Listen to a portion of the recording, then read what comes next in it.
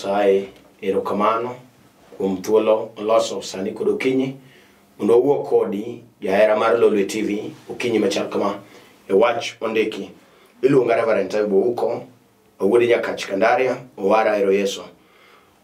Nyasaye gi ng'wono ne okela mondo wapor kodi wach okinyi majaber kama ng'eyo ni en thuolo masa moro dhano chapni kicha wan gi joma ne onindo ka nigi weche matek to Nyasaye mokela ka negi duoko mar wach ka wach matimore e ngima mar dhano. Yiena mondo asom kodi e kitabu mar Chakruok, ang'wen abiro somo 15. Muma wacho niya, to Ruoth Nyasaye nodwoke niya, Ooyo, ng'at monego Kain nochulne kuor nyadibiriyo.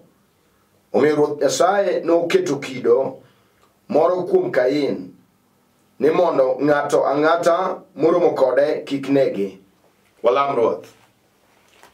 Agone ni erokamano Nyasaye maduong' mar Lwenje, Jal Maler mar Israel. Erokamano Ruodha Tarungala kuom wach Nyasaye miseketelewa kod okinyi. We Nyasaye malaika magi olor kago kambi ne jawinjo kata janeno mobedo piny mondo winj kuomi. Yaw winjo ne Nyasaye, yaw pache, yaw chunye ma iye wach nade Nyasaye mabiro wuok e lewa obed ne konyruok. Asel puoyi kating'o nyingi malo ket jal mipimi go pok oyudi. Duong' kod pak kodugni kod okinyi sani. Alamo kayie e nying loch mar Yesu Kristo. Amen. Agone ni Nyasaye erokamano nyadi machielo mwach masomo.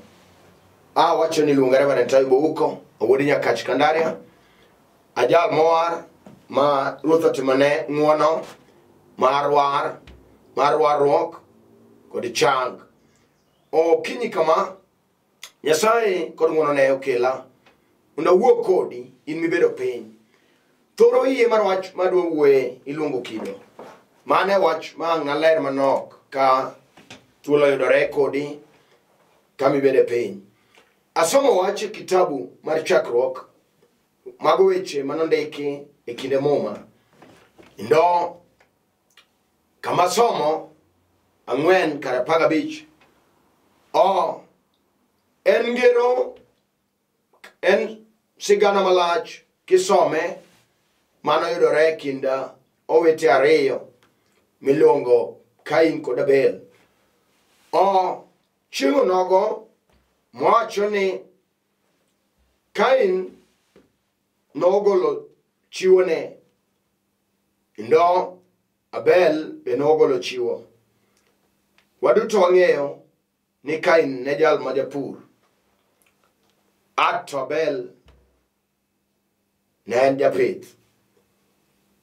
Sama ne sa oromo mani tero misango kati chiwo e nyim Nyasaye, mwacho ni Kain nogolo cham manokwongo kayo. Eka Abel notimo misango ni Nyasaye gi jamne. Chiwo mar Abel nomoro Ruoth, kendo Nyasaye nomor kod chiwone. To chiwo mar Kain ne ok omoro Ruoth. Wachno nomiyo Kain nobedo gi sigu maduong' gomin mare. Ndo nyiego nomake gowadgi. Bang'e nonyiso wadgi mondo gidhi giba e thim, kuma nogo min mare gi tuor motho. To kaka remo pek lopi, ndiki e remb Abel noywak e lowo. Ndo Nyasaye nowinjo dwol mar remo kaywak matek. Wach momiyo Nyasaye wang'o chomo Kain to penje ni to ere Abel owadu. Kech nong'e ni gino timo kama onge ng'ama ne nene. Wacho ni okanja kwadhe mondo da ang'e kama entie. Ruoth Nysaye ni winjo. What misetimo kum nego wadu ino rembe yuakelo rembe yuakna wadi rembe madia wuoyo rembe yuakelo kumano ijal mukuom kendo riemb oko ibiro wuotho kamano kaka midage onge. Mago weche mane Jehova nonyiso Kain. Kama somo 15 wacho niya, to Ruoth Nyasaye nodwoke niya, ooyo, ng'at monego Kain nochul ne kuor nyadibiriyo. Omiyo Ruoth Nyasaye noketo kido moro kuom Kain ni mondo ng'ato ang'ata moromo kode kik negi. Samane Nyasaye osenyiso Kain weche malit, Kain owacho ni nikech koro isekuong'a, isemiya ting' mohewa, no ng'ato ang'ata nega. Wachno wang'o Omiyo Ruoth oketo kido moro kuome ni jal monene mondo ng'e kik negi. Wawuok kuom kido manok okinyi. Kido en mbala kata alama ma ng'ato nyalo bedo go. Samoro bedo kido kata mbala mane yudo e lweny moro. No mbala ka mbala paro ne ng'ato weche machien. Kain noyudo koket kuome kido mondo ng'ego. Thoro maduong' mar kido en ni okonyo mondo ong'e ng'ato kata ong'e chiayo. Joma uso jamni ong'eyo. Ka gidhi e chiro to war dhok to nitie rangi migo kuom dhiang'. Ma ng'ato ng'e ni magi dhok ng'ane kata koro ang' giriwore to ng'e ni ma ka mag ng'ane nikech ineno kido moro kuome to kido no wuon gi emong'e. Wan gi kido migo kuom dhiang' mar branding. Kose wang' chuma maliet to iketo kuome to keto alama. Mano kata ng'ato ang' okwalo dhiang' to wuon dhiang' ong'eyo. Kodhi adhiya ni to ong'iyo kido no to wacho ni ma mare. Ong'eyo kido man kuom bere. Wan gi kido man iye gi kido ma oko mineno. Kido mane oket kuom Kain ne en kido mineno ma ng'ata ang'ata moromo gi Kain to ng'eyo. Mane gimomiyo Jehova noketo kido no kuome mondo ng'eye go piyo piyo. Okinyi abiro lero kido ma iye ma samoro pondo maneno tek. En nene e roho. Wan gi kido moket kuom chwo gi mon. Kendo mano semiyo Satan identify gi kata ng'eyo gi chon. Ilungu kido. En gimomiyo Satan menye kamera make piyo kech nitie kido mineno kuome. Wan gi kido mar remo mar rangach mar dala. Odogu kit dala no ung'eye. En ema biro lere manok okinyi ka Ruoth omiya ng'wono.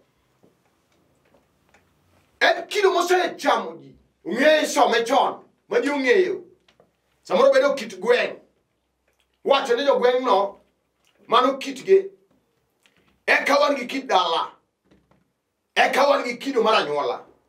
Ung'eye. Ji osepenjore ni to gweng' ma kama be inyombe. Kech ung'e kit nyiri magweng'no. Ung'egi gin jo-Ra. Gin gi miel. Ra ni kuom gima no Kido. Wan gi kit rangach. Ma kata sama ibedo piny, ting'e kit dalau. Samoro serondi, ma pachi olal. Ogir dalau ing'e kako tiyo. En gima chamo ji. Kechodogo kit kanyo. Mano biro yare. Wagu kudie kido mar chuny, mar ro, minene piny, Ruoth Nysaye te piny Ruoth mudho. Wan gi chuo kinyini, manogo kuom gi kido, mar mer, mar dong', mar kuom. Gimomiyo mano timore, mano kit rangaje no. Eno chalo rubber stamp. No kete rangach. Ubende chuo. Moji wala rangaji no. Sama no kal kanyo gino ne miene. Atu kido ne nene. Mano kato som. Maru akine ugudu. Mar somo. Mar degree. To gino kido kia. Kodoko kit mer. Mar dong. Sama pudo somo kido podo panore. Atu chunye goja ne kido chon. Mano kata de school, to chunye chaku uyo kode, nikech neno kit kongo. Chunye go neno kit kongo kuome. Ato gore kuome. Manya thiran e school. Kama entie kata ne university. Kit kongo no ineno kuome. Gi chunye mag piny Ruoth mudho. Ato doko jamer. Makata koro som tich tamore. Moko bose keto tich kit kongo gi mar mer, gi mar dong' mar kwamo ni kuome kanyo. Inene. Wan gi kido manogo kuom nyiri. Mabako moro ng'iya sani. To nyinge ogo kuom gi mbala. Mar chude, mar wangtar, mar udho, maga thongo magugi. Dipenjore to nyinge ng'ane be nyuomo. Nyiri mochude ma wang gitar. Kido no ni kuome. Se tamem gige. En otin pile. Nyakono. Otin pile. Kech kido mar chude odak kuome.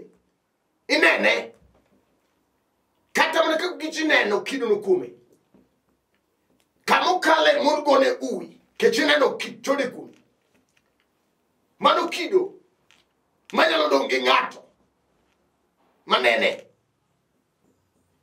Wan gi kido mar lur. Emodoko nyako. Mano nyuol. Momak ichne dweche 9. To nikech wan gi chuny dayo kata migogo. Mano tho gi kido mar lur. En noko neno nyathi. Chine no tame. Kogo rubber stamp kuome mar lur. Wach momiyo no tho gi wiye. Ne ok oneno ber. Nokutigo nyathi e bamne kama. Chine go no tame. Ne ok odho thunde. Kido no dagi mar lur. Konyono piny.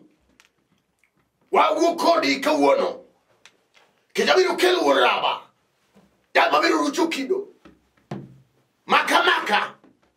Ang'eyo thuond jagalili. Achiel mar 10 mar polo. Nyasaye maduong' mar lwenje ur kerubi. En notho kamano. Ka ok odho thunde. Atu chuny noduogo wiro. To wango goyo kido kuom nyiri. Nyako mano yore rangaji no sani. To ng'iya. Kiyalo manuar. Meja aje Kalvari. Jal mose chungi wi kedo gi lweny. Gino tame. Otame. Kido no tame. Ung'eyo koth rembgi. Koro nyako mogu kanyo. Manyuolonge. Ato kit lor no ogore kuome. Enen lor. Igo mbake. Kama chonko di onge. Ket kido no ni kuome. Ogiremo. Mano chamo wayu. Atu kido no chaka. Ogore kuome nene bala. Isesongo kode kamano. Wajbo mi fundo ni. Keti ikela sara. Onge wala mikelo. Ose pimi nyaka kiguok. Mano makito kiyo senyuol. In kido no otami. Keto lor kuomi. Otamore. Kato ben kit kisoni. Mogore kuomi en bala. Machamo ni nyithindo kania. Inyuol. Mak mana ni nyithindi okine. Ike tokot. Mano kido mar kisoni. Manyalo gore kum dhako sane. Eka wan gi kido. Mar kuom. Mar dir. Jal mano temo no tingo wiye. No negi. En rangach ma duar ngama negi lwete. Kit dir ni kanyo. Ibiro neno. Ka min go tong. Koko chiem. Nyige be luoko ne ji taon. Kit dir mar chung mar di chimo matek. Ogore kumgi. En dir mogo chonge piny. Rangaji no. Mano kido. Manyalo dong kum ng'ato. Ondike muma. Ni Nyasaye no keto kido kum Kain. En gima ni neno. Gima timi no dhako wawu kodi.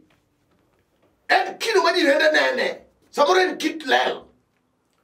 Ni kumi kanyo. Wado mi samoro di chuo. Seriembi. Di chuo ringo weni ot. Wegi nyithindo kitagori. Kit lelo ni kumi. Iwinjo di chuo. Kato bedi kido. Mar chung. Kato bedi kido mar neko. Mar ura. Kichwangi kido mar neko. Mangatu kido kum mar neko. Imonyalo mako maber onge. Wiyo wilore. Moro no chako gi Nyasore. Ino wilo wiye sani. Uwuotho go guni toke. Okone ni ndu yema nene. Kit neko ni kuome. Ket gino gi rembgi. Mano gi dala gi jok. Sama no kit kido kum Kain. Wangi nene gi chien to neno kido. Inene. En kato kuwe nene. Wangi ji mano rengo miechege. Kane gi fwenyo. Nini tie kido. Machamo ji e gwengi. Chomo konyo ngiolo. Pinye mamoko. Kecho rengo kit dalagi. Wakoni. Kido maremo ok di epi. Kech ingi mbala. Kumane gi digi ngewelo no. Uchile bag chunye bag rangat bag mire no telo belagi. Samane gi dojo kanyo. Ton uchile go neno kido no kumgi. Wana wat ko se chanda choma ngen. Makete ngato ringi. Madi e town. To chunye balagi. Mauk chul fea. Ose telo belagi. Ato kidonjo. To gine no kido no kumi. Wana wat babeo ki gore kumi araka. Kech. Gine no kido no. En gibi somo gichien. Kawuono. Kamibere pin. Akia. Kido madala u. Machami. Kato bin kit dunume. Machama ni tino. Ogodi pin. Tamo somo. Kangato tunda beach. Dunume goe pin. Mola. Wangi yeso media de teko. Ondike muma. Esama Nyasaye. Negolo Israel e pinyi twitch. To one Pharaoh rido toke. Ne oganda Israel wasubiri okde. Ondike no tino no. luongo dog ne meja. Nyasaye noketo kido e sisi mar dhoot mar oganda Israel. Nomi remo. Noket kido mar remo. Wach momiyo ka ang' malaika majanek biro tieno to kalo ute jo Israel nikech oneno kido. Kawuono inyalo lok kido machamo mar anyuola, mar dong' mar kwamo, kata obed kit mangla mane rumo notho ka ok onyuol, ne ok okendo, to mono nokendo to monde dhi. Ato winjo dhi ogore kuom nyikwayo madalano. Mon oseweye adek, gimomiyo mon weye pod okia. Tekone madichuo nomaki, kech mano kitgi gi ong'egi nomak matek. Gimomiyo noket kit remo e sisi mar dhoot mondo jochiende osarenda.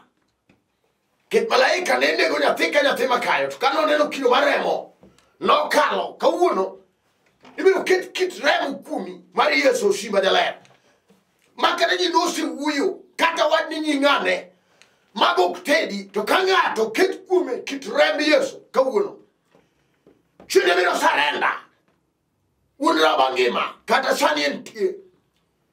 Akia wach mikalie, wan gi kido mosesando ji, tamo ji kwe, kelo lweny. Kitgi en kit lweny. Inogore motho, moro ne laro gik moko mathindo. Wachno nokelo miero, momiyo ji oringe dala, tamo ji ok dogi. Kit lweny ni kanyo. Kinyi wan gi Yesu Simba Jaler, wan gi achiel mar apar mar polo. Wuon raba nitie konomola, en man gi teko gi loch mar rucho kido, kata obed kido mong'e misomo chien. Wuon Yesu nyalo rucho kido no mine adier. Kidong fulo yoge kido, idong gi kit remo nyaramo, ma Satan oluro kinyne kata sani entie. Iwinjo kido manoket kuome li neno, mari nobedo chiende neno, ginene gisome, morise manyo tich otami, nitinde manomanye mbeleni, motho kamanyo tich kamane anyuondu kanyo. Moko noting'o wige, nitemo dhi skul kido noneno, nogo gi oko. Moko noron kamano sani wuotho, taon gima gineno maber onge. Winja dhako, kata dichuo ringo wigi nyithindo, mano kit rangano. Weya wuo kodi, wan gi Yesu Nyaromo mar Kalvar, wan gi jaruch kido sani. Wuon raba nitie, luongo nyaranga bola, en kendo man gi loch ewi chunye magalagalo jiyo gi lango. Yesu de Nazareth, en kende moromo e nyim Injili. Ere kido ma ani malo, ere kido ma rondi, ma osemako gi goleng'e thi, oda kelo wuon raba, jateko en man gi jal. Chunyi wuoyo nang'o kinyi? Chunyi wuoyo nang'o? Kata kitino ji ong'eyo. Ino kitiek gi dhako, kata mana juma achiel, kech gino nosando kwaru, baba be notimo kamano.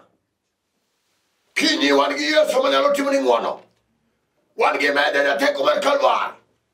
Kata ji wuoyo kuomi dhako, siemi gi kamano ka ji dhi e chiro, wawuok kodi meja nitie, wuon raba nitie, jal mondiweko kifungu, en kende monyalo rucho. Wach matimino kawuono nyalo bedo giko ka ng'ato yie kuom Yesu. Rembe manochwer notieko te Kalvar, kata obed kit kansa machamo anyuolano, kata obed kido mar rariw, kata obed mana kido mar amo ji nyithindo, kata obed mana kido mar kong'o mar dong', kata obed kit nyasore ma ji madho kanyo, kata obed mana kido mar lweny mar sasia. Nying Yesu de Nazareth kende man gi dwoko kinyi. Onge gima nosetamo meja ka ng'ato yie kuom kinyi. Muma wacho niya, biuru duto mujal ma kido ni kuomge mondo mi oywe kawuono en kende monyalo rucho gik mane ji ondiko chon kata ne gin gik nek mano neg ji remo ywak nying Yesu de Nazaret nigi teko kinyi kama ere yie mari dhako dichuo ere yie mari mondo walam kodi Ruoth ka chunyi oyawre ka chunyi dwaro adier kendo en adier gik ma Kido osetimo kata en kit anyuondu nitie Yesu kinyi adwaro lam kodi Ruoth kama entie gaga chungi piny ing'e kit dalauno ing'e kit anyuonduno kit unduno ing'eyo kata bed mar juog wang' kata en mar piti piti kama ikale ji ong'eyi in miniro ni ji nyithindo time ng'iyo nyaka tho kawuono gokinyi wan gi meja jal mabiro rucho Kidono kuomi kata odonje remo ene iye kata odonje remo mera Yesu ngima sani nyalo timo ni ng'wono nyime injili mar ono mar nyalo onge gima nosetamo meja kata en Kido mar okime modonjo kuomi mochamo ringi dong choke nying Yesu de Nazaret nigi teko sani kuom remb Yesu nyalore we wateme gi Yesu kinyi we wateme gi remo mar Kalvari remo maluoko Kido nitie remo maluoko Dora remo maluoko kuom remb Yesu kende manyalo kinyi kama gaga chogi piny mondo lam kodi meja jateko tinga madi malo kama nitie kati bed nyathi kich mamin nothowe pap nitie Yesu de Nazaret manyalo timo ni ng'wono kendo nyadichielo tinga madi walam Ruoth Nyasaye ma jaono aluori jateko mar Kalvari dal mipimigo pok oyudi ma nyaka nene erokamano shimba jaler ne dhako mogo chonge pinyni ane dhako ni malo shani ma Kido oserondo pache ma Kido osegolo dichuo kuome ma Kido osemaye nyithindo ma Kido loro iye ne japuonj tamo chunyi ni shani kuom remb Yesu de Nazaret wasekiro remo kuome mar Yesu ono jabura timne dichuo ni ng'wono mamono we pile okinyi godhiambo ni ane jaduong' ni malo momalo pe odong' kende ni ane dichuo mane otich otame yudo ni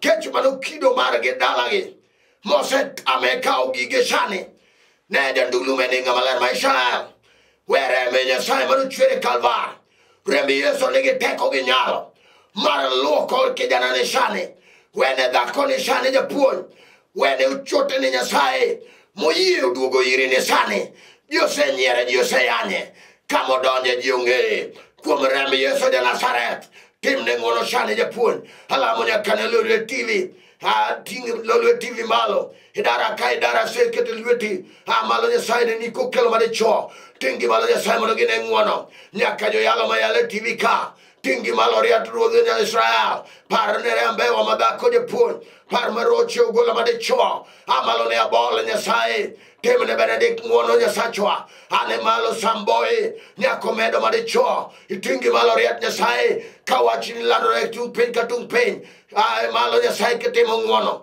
ase wali Rabi Ruoth Layo duonge pako duonge meka chieng ase lamo kayie e nying loch mar Yesu Kristo amen.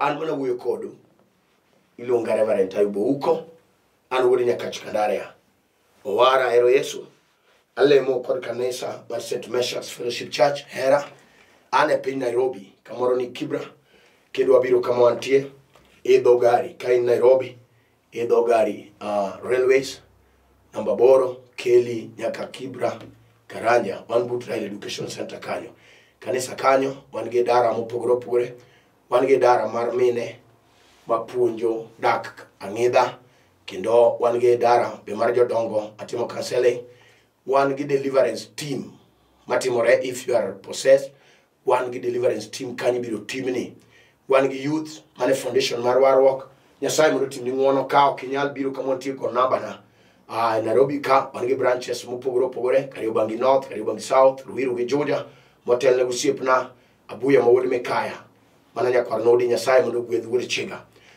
gi mama Teri dikon magi konyorego kanyo gi jopuonje te Nyasaye mondo gwedh kanisa madalawa Nyakach Bungu motel ne wadwa Pastor Dana Buto Nyasaye oting malo gi Kanon Sedeki Kasuku Nyasaye oting malo te jo Bungu jo kandare aduto te Nyasaye mondo tingu malo Nyasaye mondo par Archbishop marwa jaduong jafetho nyanga kongo morito headquarter Kisumu Polyview Nyasaye tingu malo nyaka Archbishop Emeritus Nyasaye mondo tingu malo Nyasaye par dite jo yalo te o bishop te e kinde machal kod ma Nyasaye mondo chiel nau Nyasaye par Juang Zakiel e piny Mbeta Kasgunga Nyasaye timni ngono sipna gi Sylvia Akumu e piny Kibra Nyasaye mondo tingi malo daktari warad kendo chieng'wuok tich namba na en 0727 king'iyo piny kanye neno nembni gariyo namba na en 0727 38 54 24